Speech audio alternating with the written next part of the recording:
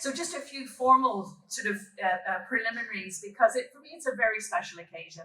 And as I say, I'm so grateful to you all for being here. As Hayley has said, the talk I'm going to give you really does draw from the Ford lectures.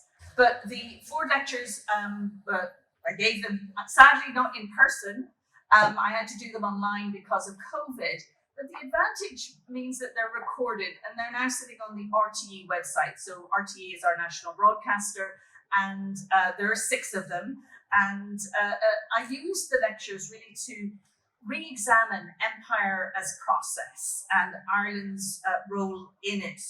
But I was very keen to use the lens of early modernity, because I think it's a very different story. And in the 4 lectures, I cover about 200 years, roughly between the mid-16th and the mid-18th century, which equates to the time span of what we call the First English Empire. And for me, it is an English empire rather than a British empire. And I'm going to state the obvious, which is that empire and imperial practices, policies, and cultures have shaped the history of the world for the last 2 millennia. It's really nation states that are the blips on the historical horizon. And just so we're all on the same page, I'm going to define empire very simply and actually use Edward Said's definition from Culture and Imperialism. And it's really the process or policy of establishing or maintaining an empire. That's what imperialism is. That aligns very nicely with Jürgen Osterhamel's basic understanding of colonial rule as a process of territorial acquisition initiated by military conquest, which is followed by the implementation of formal and informal structures of rule that resulted in a relationship of domination. Now, that's just that basic definition of empire that I'll use over the course of the next 35 minutes.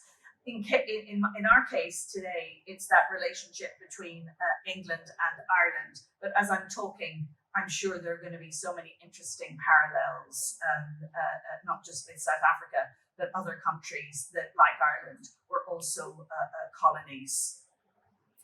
Now, when we're talking about Ireland and empire, there's so much to say, but what I tried to do in the 4 lectures was just give it a bit of a focus. So I focused on 4 themes.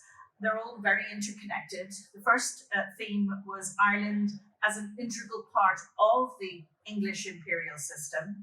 The second was the Irish as agents of empire. And I think it's very important to remember that the Irish, if you want, were victims of English imperialism, but they were also active perpetrators of it and agents of empire. The third big thing I looked at was Ireland as a laboratory for empire. And then I was very interested in reflecting on what empire meant for people who lived in early modern Ireland. Now, given what I was trying to cover, and obviously very disparate topics, I wanted to use something to bring all of these things together. And that's where I came up with the idea of using Brian Friel's Making History, which to my mind helped me unpack these big themes, but also, of course, brings me to the lecture for today. But what you have there, of course, is the playbill, the program for Making History. And I actually brought it with me and I'm going to circulate the program and the actual text of the play, just if anybody's interested. But Making History, and please, I'd love them back at the end. Making History was first performed in 1988, but rarely since. Now, I'm going to assume that you're not familiar with the play, and apologies if you are. So I'll first introduce you to some of the key characters and to the storyline before really trying to engage with the competing contexts that the play unearths. So the first thing then is it's set, so the setting. The play is set at the end of the 16th century on the eve of the 9 Years' War, which began in 1594 and ended in 1603. Next slide, please. It takes place, for the most part, in Dungannon. Now, I don't know if people know these Irish place names, so I assume you don't, but Dungannon is in County Tyrone, what would be modern-day County Tyrone, which is in the province of Ulster. There are 4 provinces, and it's in the province of Ulster, which would have been the most geographically remote of the Irish provinces from London. So Brian Friel himself was, of course, born in County Tyrone, but he spent most of his life in County Donegal, which is the next county over, where he now lies. He's buried there. In making history, he tells the story of Hugh O'Neill, who's the Earl of Tyrone and the hereditary overlord of Ulster. And Hugh O'Neill is the man who led the war effort against Elizabeth I and went on to become a great symbolic hero of Irish nationalism. Next slide, please. The play opens in 1591 with the elopement of Hugh O'Neill and his marriage to his third wife, Mabel Bagnall. Now, at this point, Hugh is aged 41. We go back to the previous slide, please. And you can see him here. Mabel, however, was only 20, and we no image of Mabel. But this focus on intermarriage, it's the opening salvo of the play, between native and newcomer, between Catholic and Protestant, immediately complicates understandings of what it meant and what it means to be Irish and to be English. Friel conjures up O'Neill's intense relationship with Mabel, but also with her sister Mary, who were the daughters of local Protestant planters. They're called the New English. Their father is a man called Sir Nicholas Bagnall, and their brother is Sir Henry Bagnall, and they were the Queen's Marshal living in nearby Newry. It just meant they were the Queen's military and bureaucratic representatives. Next slide, please. Issues of gender and issues of family are to the fore. And some of the strongest dialogue in the play is between the two women as they discuss what constitutes improvement, civility. I use civility a lot. It's always got air, it's always in quotation marks. Mary explains how her father had drained bogland, ploughed it, fenced it, and planted it with trees, apple, plum, damson, and pear brought over from Kent. She talks of their beehives, their vegetable patches, and herb garden. Mary then chides her sister Mabel, and some of these longer quotes I put on the slide. You talk about pastoral farming. What you really mean is no farming. What you really mean is neglect of the land, and a savage people who refuse to cultivate the land God gave us have no right to that land. In another intense exchange, Mabel defends her decision to marry this man, Hugh O'Neill, and then to convert to Catholicism.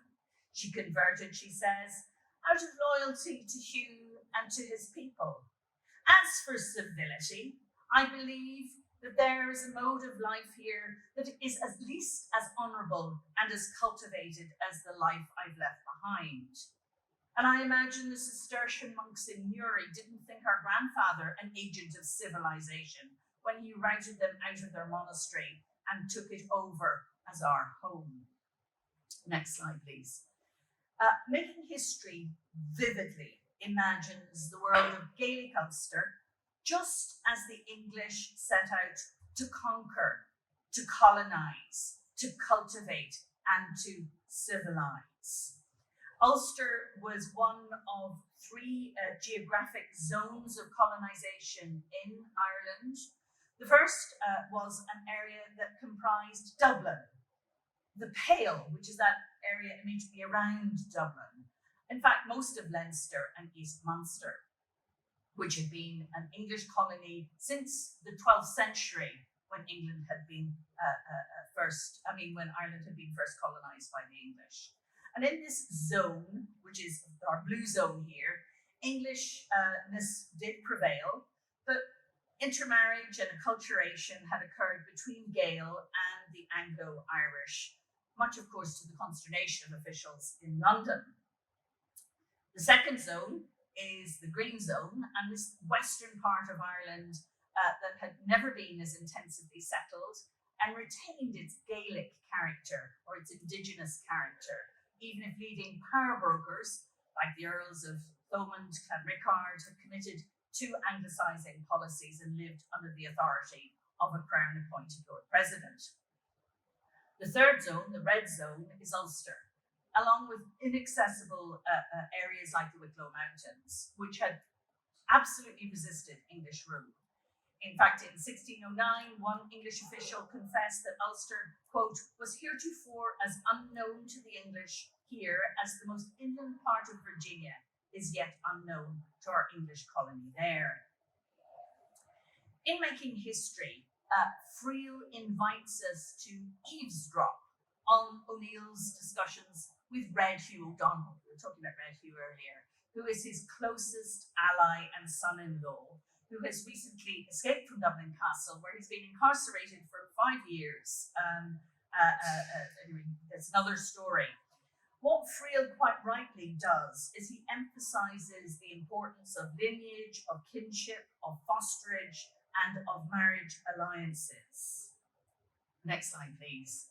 Writing in the 1580s, Sir Nicholas Bagnall, who was Mabel's father, describes O'Neill and this world that he has created as so allied by kindred in blood and affinity, as also by marriages and fosterers and other friendships, as if he should be ill-disposed, might put the crown of England to more charges than the purchase of Ulster should be worth. It's hard to overstate how important O'Neill is and how much of an obstacle, how much of a barrier he is to the completion of the English conquest of Ireland. O'Neill, next slide please, operates in the world of Gaeldom. And in that world, cows are currency. And this is something that Mabel is in awe of when she sees her husband's herds of cattle, the source of his wealth.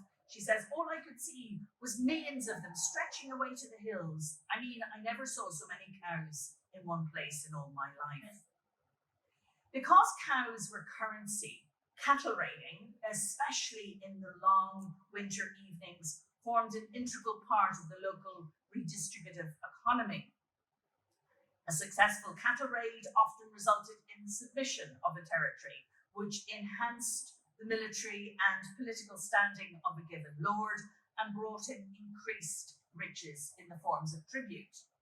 O'Neill and O'Donnell were amongst a small number of very powerful overlords who not only controlled their own territories, but collected tribute in the form of military service, food, lodgings, and agricultural labour from neighbouring lordships. We know very little of the lower orders over whom O'Neill and O'Donnell lorded it, but osteoarchaeological analysis of nearly 1,300 skeletons excavated from Ballyhanna in South County Donegal in 2003 has provided some fascinating and extraordinary insights into the everyday life of a Gaelic lordship that formed part of their territory. And what we're able to tell from the skeletons is that economic hardship, grueling work, a limited diet, physical impairments and poor health characterised the lives of these modest arable farmers, labourers and craftspeople. Few lived beyond the age of 50, with the majority dying before reaching the age of 35. Disease, chronic infections, vitamin deficiencies, food shortages and famine appear to have caused most deaths, with relatively few dying from interpersonal violence. And that's interesting because this was a highly militarised society. Next slide, please. Scottish mercenaries, they're known as Gallaglass or Redshanks, supplemented the Irish swordsmen who fought for O'Neill and O'Donnell. And between the 1560s and 1590s, something like 25,000 mercenaries found employment in militarised Ulster. External observers struggled to comprehend what they perceived to be apparent lawlessness. They were, in the words of another character in the play, a man called Peter Lombard, who was the Archbishop of Ohlmeyer, constantly at war, occasionally with the English, but always amongst themselves. Mabel went further when she told O'Neill, "You are not united. You have no single leader. You have no common determination. At best, you are an impromptu alliance of squabbling tribesmen. Next slide, please. If fighting served as one central pillar on which Gaelic society rested, feasting was the other. Something captured here in John Derrick's image of the feast with the chief of the McSweeneys. You can just see him sitting there, another Donegal family at dinner, entertained by a bard and a harper. Feasting was a public display of a lord's power over his followers and mattered hugely to O'Neill, as did those traditions associated with musicians, with harpists, bards, and storytellers that enhanced his standing and status within his lordship. These customs and traditions were clearly very strange, even alien to Mabel, who was unable to speak Irish. But they were non-negotiable for O'Neill. Just as Gaelic culture was core to his identity, the fact that he had fathered so many sons and continued to keep mistresses was playing to his masculinity and status as a Gaelic chieftain. Now, of course, Mabel complains bitterly about his lovers, his harlots, she calls them. But she then justifies their presence to her sister on the grounds that they were part of his culture. Equally insightful are O'Neill's deliberations about Englishness, both with Mabel and his trusted friend, his foster brother and private secretary, Henry Hovenden. So unlike O'Neill and O'Donnell, who are of Gaelic provenance, Hovenden was of Old English provenance. He's also Catholic, but he was a descendant of those 12th century settlers. So they're foster brothers. And interestingly, Friel in the play suggests O'Neill was educated in England, but in fact, he was raised amongst the English in the Pale, that area around Dublin, in the household of somebody called Sir Henry Sidney, who was the Lord Deputy, and then later with the Hovenden family, hence this very close bond to Harry. Next slide, please. So I've been showing you a lot of woodcuts from John Derrick's image of Ireland. But here we have Sir Henry Sidney, who here is leaving Dublin Castle. And it was Sidney who brought up O'Neill in his household and allowed O'Neill to gain the trappings of civility. According to Friel, O'Neill spoke with an upper-class English accent. We don't actually know if he did or he didn't, but Friel imagines that he did. Like those, I'm quoting here, Old English knobs in London. O'Donnell teases him about his excessive jacket, later adding, I bet you that's a London job. O'Neill also enjoys many friendships with many of the Protestant families who settled in the Pale, and by his own admission, made himself indispensable to the English regime and helped sort of, if you want to bring in lords under English rule. So he does this when it suits him. Next slide, please. Here we have a wonderful map of mid-16th century Ulster, which formed part of the extensive cartographic collection owned by Sir William Cecil. It's down at British National Archives. Cecil, of course, was secretary to Queen Elizabeth I, who you see here, and the Queen knew that if she was going to exercise any influence over Ulster, which was the remotest part of her kingdom, of her empire, and I think the map really evokes this, she needed to secure the support of these regional magnates, especially power brokers like O'Neill. Next slide, please. This imperative meant that even after his defeat in the 9 Years' War, O'Neill was able to negotiate terms. In other words, he understands the realpolitik of Tudor government and how to play one side against the other. However, with defeat in 1603, it also meant that O'Neill had to engage with the Crown's local agents, men like Henry Bagnall. And it's interesting, in the play, O'Neill reminds Mabel, and I'm quoting here, it's the plodding Henrys of this world who are the real empire makers. Next slide, please. From the 1570s, English soldiers and bureaucrats like Bagnall, the remains of his castle, you can see here, it's in Newry, men like this held royal mandates to exercise brute force in Ulster. They built forts, they garrisoned men in strategic locations, and they launched fire and sword campaigns, often under the guise of military law. Towards the beginning of the play, O'Donnell outlines the aggressive English strategy in Ulster, and there's this wonderful exchange between O'Donnell and ONeill, and O'Donnell says, "Do you know what the Hurrs are at? They're going to build a line of forts right across the country, from Dundalk over to Sligo." Next slide. And this is, of course, exactly what happened. And here we have Bartlett's map of Ulster from 1601. And then if any of you who visit the border, you'll see it's just littered with 17th century castles and fortified houses. And these particular ones are from Fermanagh, but they're just all along that border. ONeill detested Bagnall, whose ambitions to be Lord President of Ulster threatened his preeminent position in the province. And in the play, ONeill calls Bagnall a Staffordshire mongrel, a bloody upstart. ONeill is very confident in his social and cultural superiority. And he blames Bagnall for being, or he accuses him of being unworthy, criticizes his inhumanity, but also his poor breeding. He was from the meaner sorts. We don't use the word class, but obviously that's what he's driving at.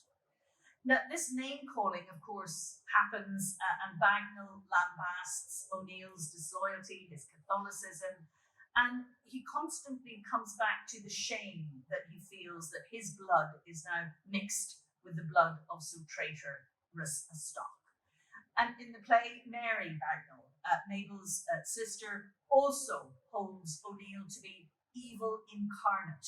She calls him the Northern Lucifer, the great devil, Beelzebub. So we get this denigration of the other, and it's with that comes this imperative of replacing everything Irish with everything English. Next slide, please. Even though violence is endemic in this period, and it is present in the play, it's very interesting to see how Friel plays down, obviously, the big English victory at the Battle of Kinsale in 1601, something that this picture, which hangs in Trinity, my university, captures. However, as he tones down that, he really captures the violence that the English use against the Irish. Next slide. Because the English use what we would call today scorched earth tactics. So they do win a big battle, but actually it's this scorched earth approach to warfare that ultimately wins them the war. And there's this, again, a wonderful exchange between O'Donnell and ONeill.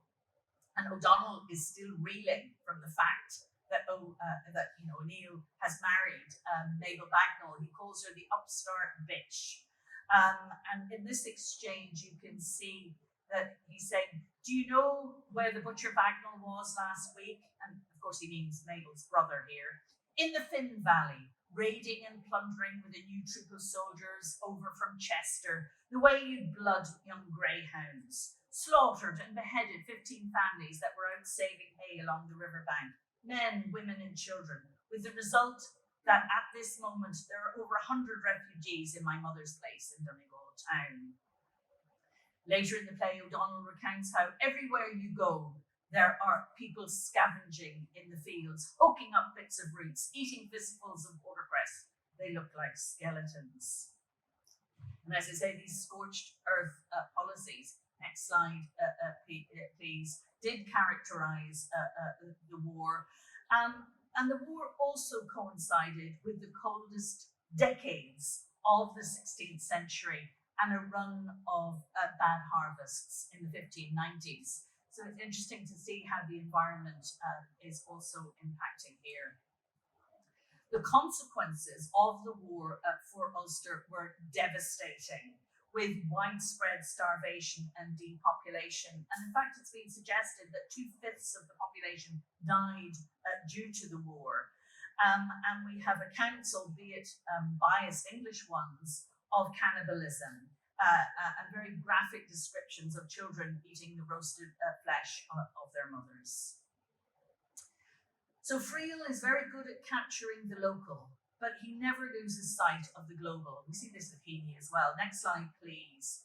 And it's particularly in the person of Peter Lombard, played here by Niall Tobin, who embodies Ireland's connections with Catholic Europe.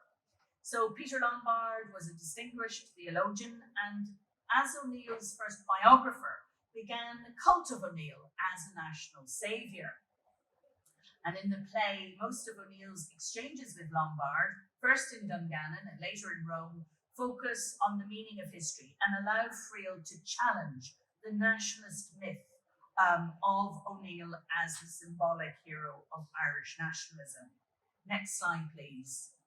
Time and again, O'Neill insists that Lombard must tell the truth, especially about his relationship with Mabel and with Harry. Lombard fobs him off, and there's a lot of quotes here. I'm not even sure I know what the historian's function is, not to talk of his method. Maybe when the time comes, my first responsibility will be to tell the best possible narrative. Isn't that what history is? A kind of storytelling? Is it? Asks O'Neill. Lombard replies, imposing a pattern of events that were mostly casual and haphazard, and shaping them into a narrative that is logical and interesting. Oh yes, I think so. And where does the truth come into all of this? Asks O'Neill. Lombard replies, I'm not sure the truth is a primary ingredient. Is that a shocking thing to say? Maybe when the time comes, imagination will be as important as information. But one thing I will promise you, nothing will be put down on paper for years and years. History has to be made before it's remade. Next slide, please. And nearly 25 years do pass. History is made and remade. In the final scene of the play, O'Neill, having left Ireland in 1607, in part of what is now known as the Flight of the Earls, is in Rome with Lombard. Next slide, please. Broken and blind, O'Neill again insists that the Archbishop tell his life exactly as it happened. And again, Lombard pushes back. What are you so miserable about? Think of this as an act of pietas. Ireland is reduced as it has never been reduced before. We are talking about a colonised people on the brink of extinction. This isn't the time for a critical reassessment of your ploys and your disgraces and your betrayal. That's the stuff of another history for another time. Now is the time for a hero. Now is the time for a heroic literature. By telling the truth, making history exploded the myth of Hugh O'Neill as national hero. Instead of a great hero, Friel portrays O'Neill as a complex man, redolent with ambiguity, who flitted between two very different worlds. He was a great Gaelic lord, the O'Neill, who valued his kin, his lineage, his culture, and his religion. But he was also an English earl, comfortable with the language and the trappings of England, a friend of English men, a lover of English women, and a servant of an English queen. Friel also imbued O'Neill with qualities: ambition, ruthlessness, hybridity, pragmatism, passion, charm, charisma, that made him accessible and human. Finally, Friel rendered O'Neill as a leader who was willing to negotiate, to accommodate, to compromise, to survive, and to reconcile. And I'll return to that in a moment. For now, next slide, please.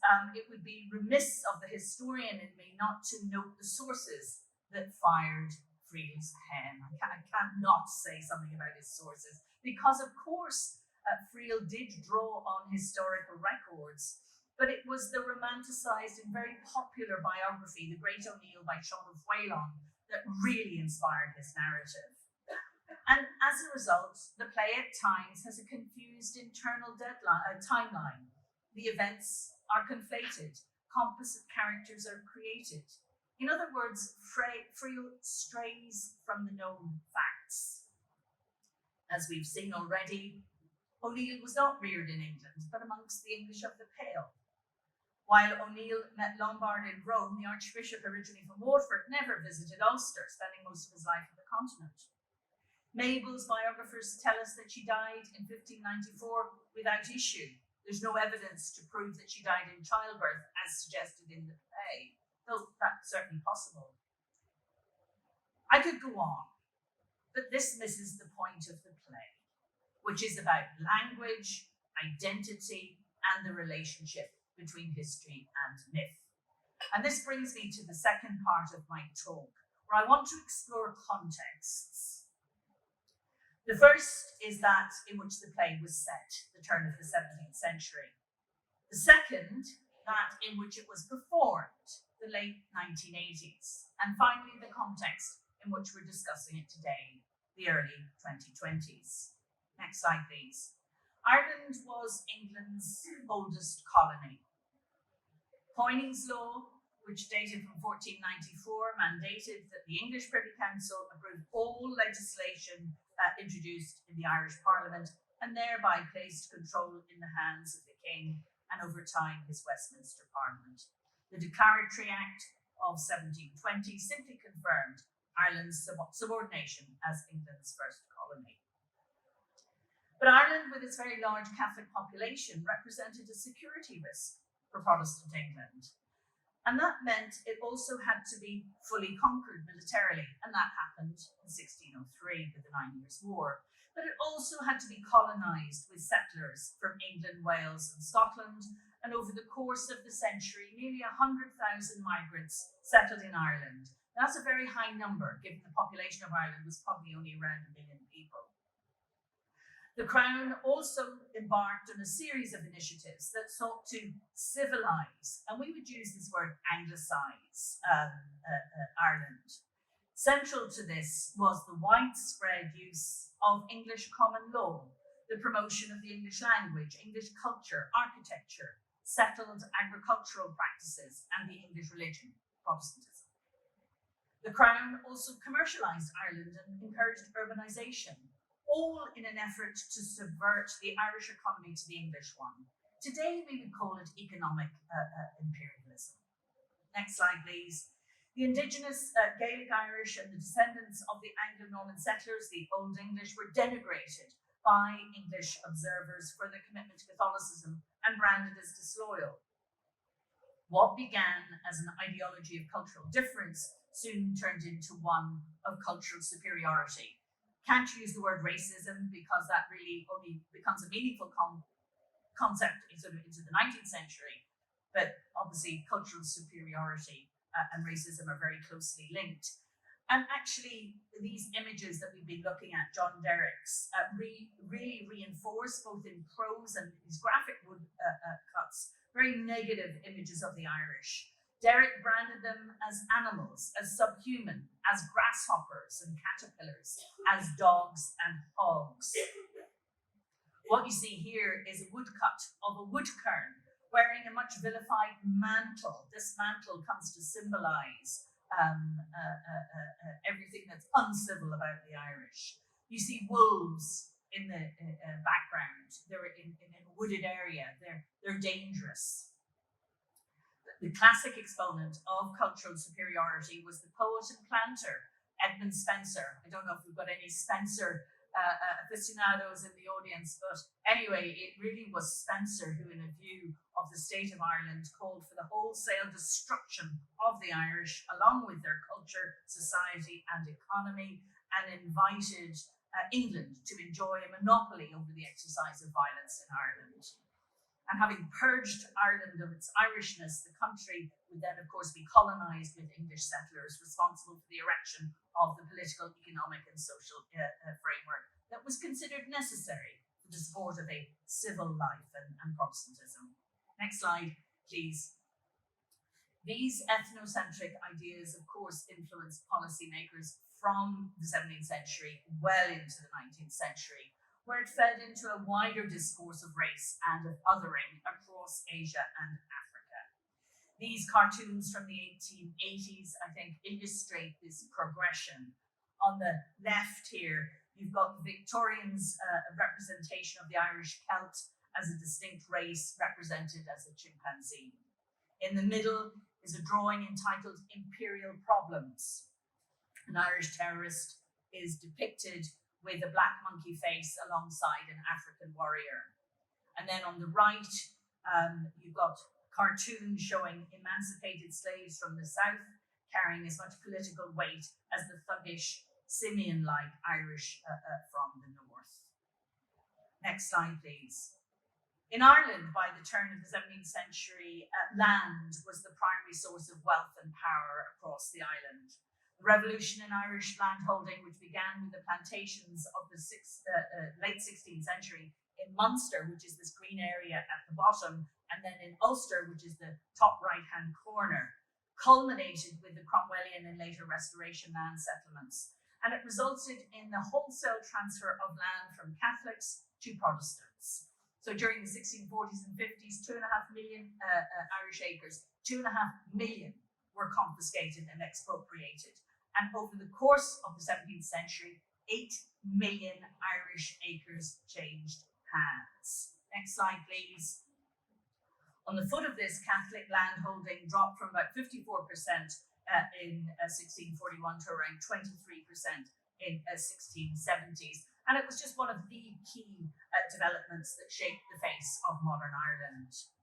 So last week, and I just want to pause and reflect for a moment, with Valmont, it was a real privilege to visit the District 6 Museum.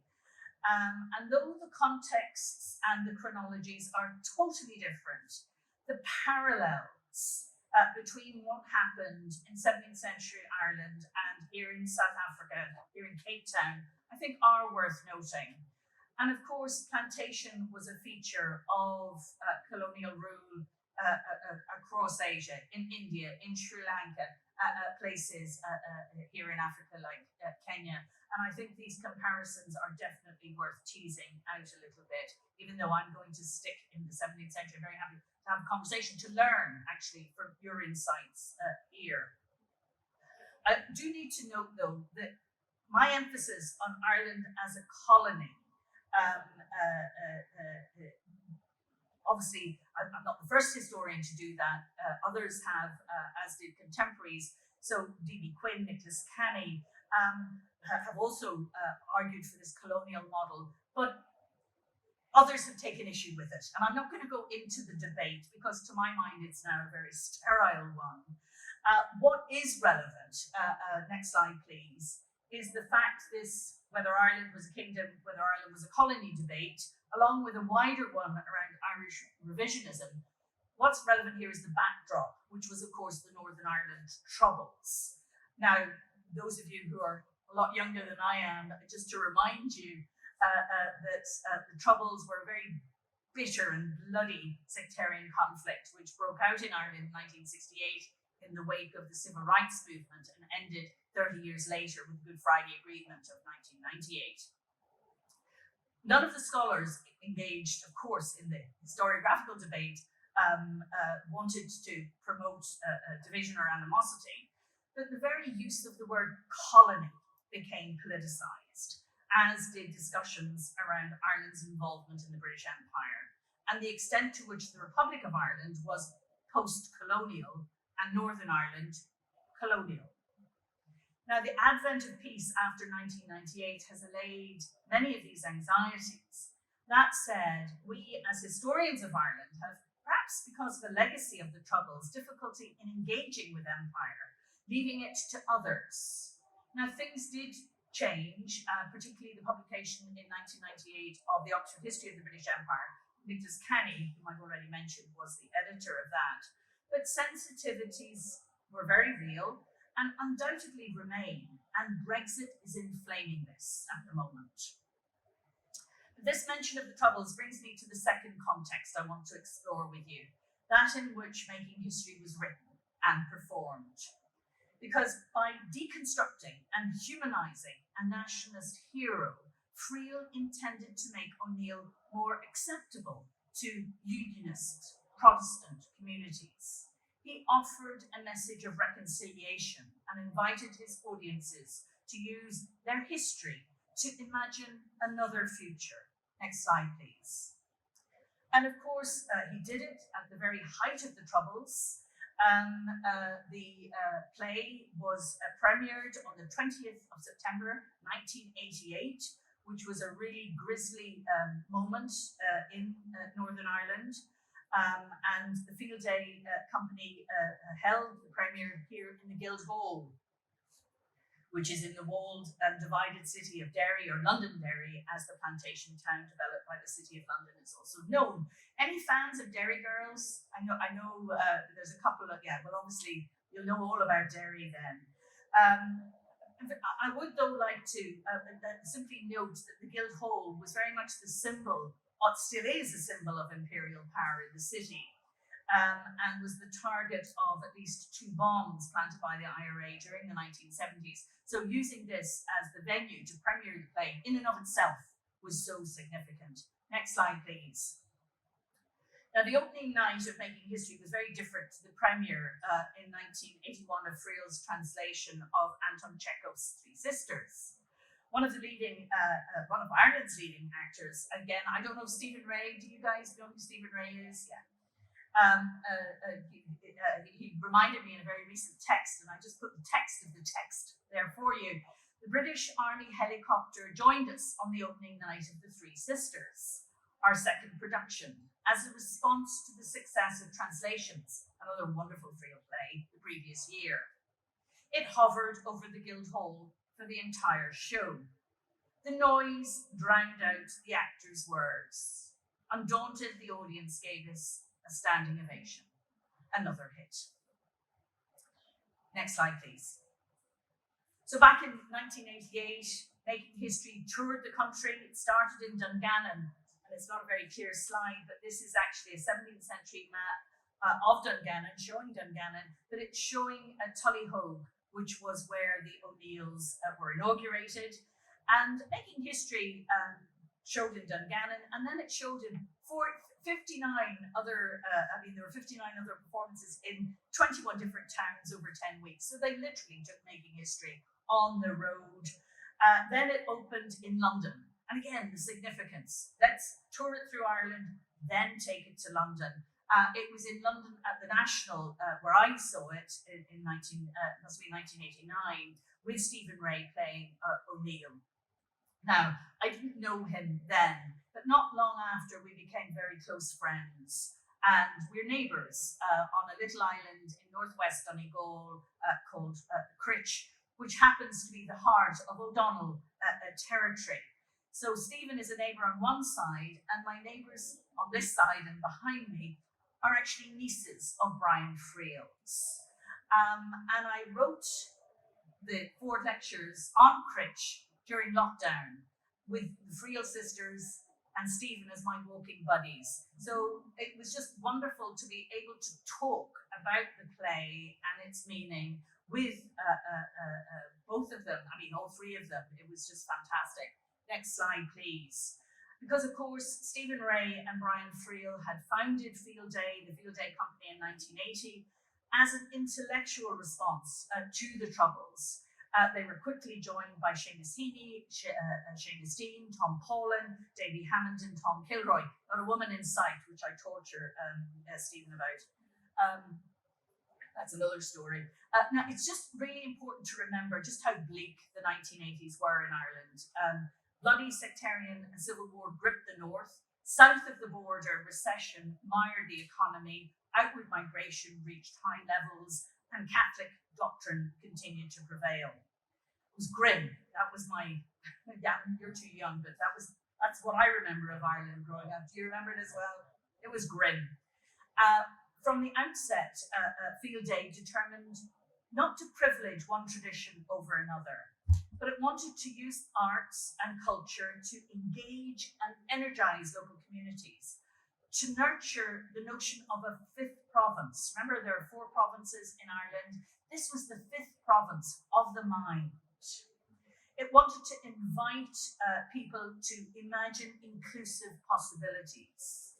The plays opened up new ways of thinking about identity and often had clear political messages, as in the case of Making History, which had dislodged ONeill from this pantheon of great nationalist heroes.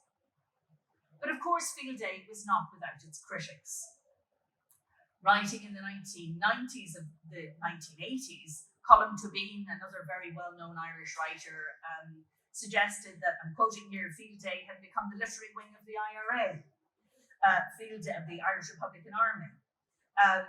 Certainly Field Day's insistence that Irish problems were inextricable from British imperialism complicated matters further, especially for people in the north.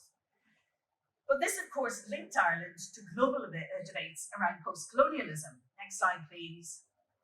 And over the course of the 1970s and 1980s, Edward Said had redefined and reframed the relationship between literature and empire and put the emphasis on the colonized rather than the colonizer. Post-colonial theories developed by Said, by Homi Bhabha and others took Irish studies by storm.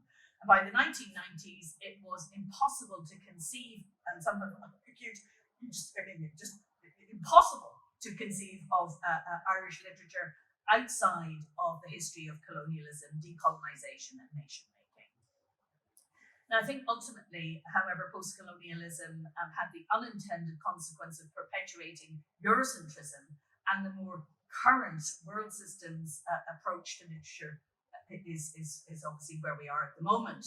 And just as Irish literature took a global turn, so too did Irish history.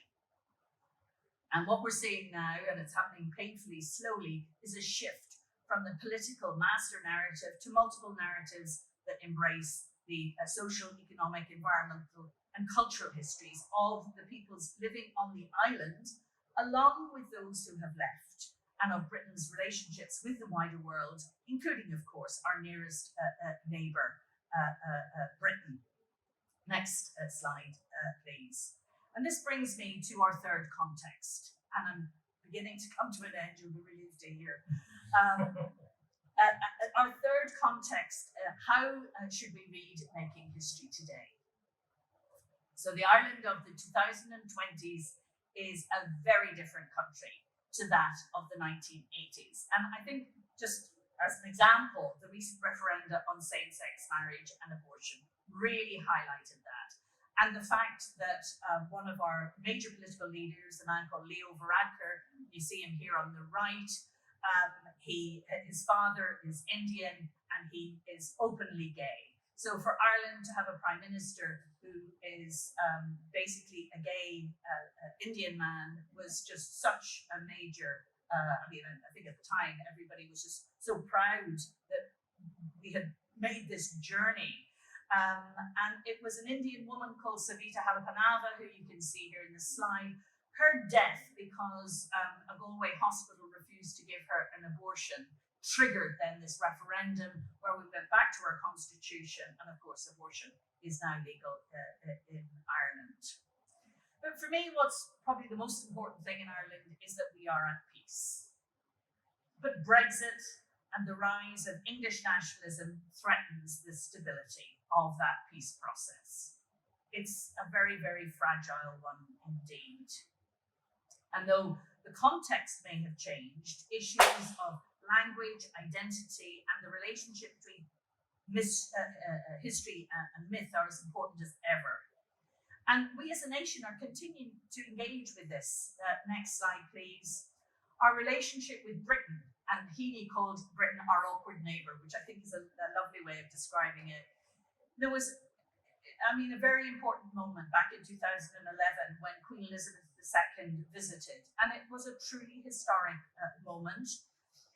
She bowed to the past without being bound by it. And for me, it just really set Anglo-Irish relations in a completely different trajectory. As I say, Brexit has stymied that, but that visit was hugely important. And it came at a very significant moment. Next slide, please. Because Ireland is in the midst of a decade of very significant centenaries. So we have just celebrated, in fact, you can't celebrate them, any of this, but we have just marked the centenary of the First World War, that most imperial of conflicts, the 1916 rebellion, which helped to trigger the unraveling of the British Empire and then paved the way to Irish independence. But also the partition of Ireland in 1920. And remember, the partition of Ireland served as the template for the later partitions of India and Pakistan and Israel and Palestine.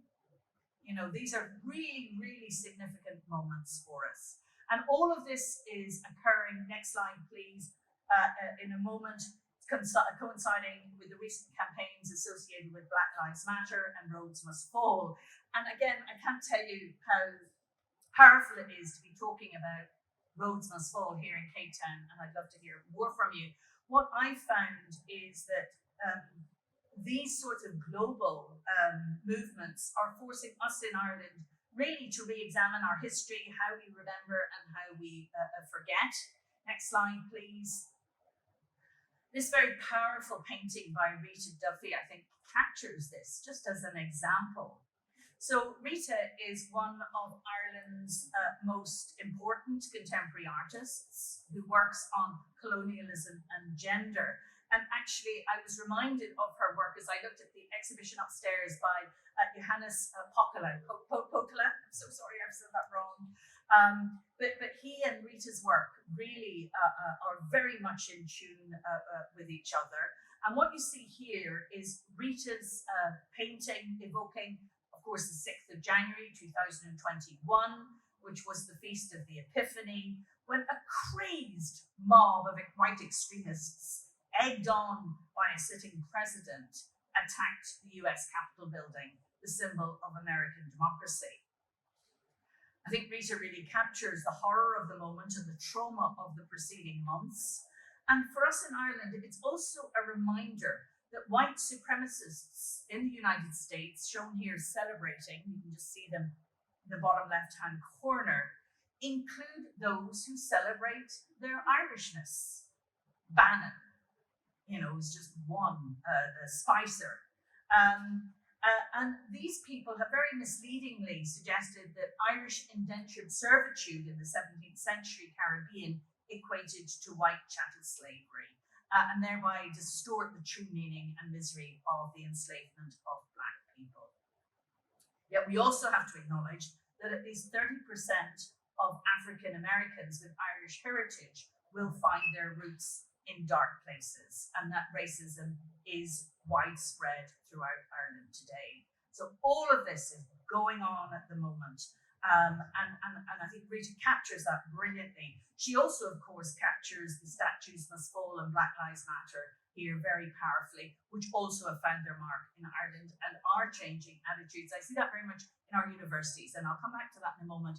But I just want to give you an update on where we are with the statues. Next slide, please. Because over the past 100 years, most of the imperial statutes in the Republic of Ireland have been removed or destroyed.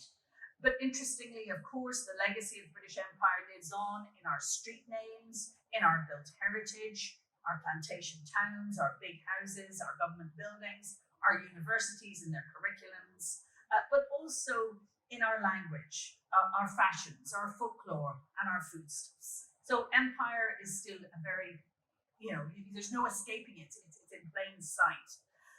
Next slide, please.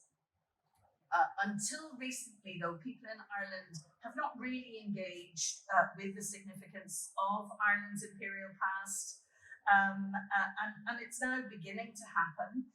And the fact that the great Irish philosopher, again, George Berkeley, I don't know if he means anything to anyone in the room, but he really is Ireland's best-known philosopher, but he also was an owner of slaves in the 1720s in his plantation in Rhode Island. And this made national headlines when people realised this. Or when they realised that John Mitchell, who's another revered 19th century Irish patriot, supported slavery. Next slide, please. Or that Edmund Burke, here you are, this is my university, Trinity College Dublin, and outside Trinity there's a statue of Burke, who was of course a vocal critic of the East India Company and compared Ireland and India on the basis that they were similarly victimised. But yet Burke thought that, it was okay to own sugars and slaves in the Caribbean. His brother was actually based there. So even somebody like Burke is tainted. Next slide, please. And these again are images of Front Square in Trinity and our exquisite long room. But the very fact that so many of our graduates are associated with Empire, the fact that so many of our collections were acquired, when you start to look at the provenance of some, has really forced us as a university and a college community to reflect on our imperial legacy. It's something that we're doing at the moment. There's a full audit being done of endowments, prizes, buildings, named chairs, also the library collections. And there is no doubt that we will find skeletons quite literally, in the college closet. But we'll also recover stories of staff and students who were activists. And Cadder is a great example of that. The students who helped to lead the anti-apartheid movement are great examples of that. But also we're thinking about how to decolonise Irish history. The recent issue of Irish Historical Studies looks at that. But it's a journey that we're on. And again, I'd love to hear from you how it has been in terms of UWC's journey. So I'm just going to close by saying how conscious I am of the charged political context in which I'm speaking about these issues. And I really felt this. I wrote an op-ed in the Irish Times, this is just over a year ago, and it created something of a storm on Twitter. I don't know if anybody's ever been trolled here, but it's not a nice experience.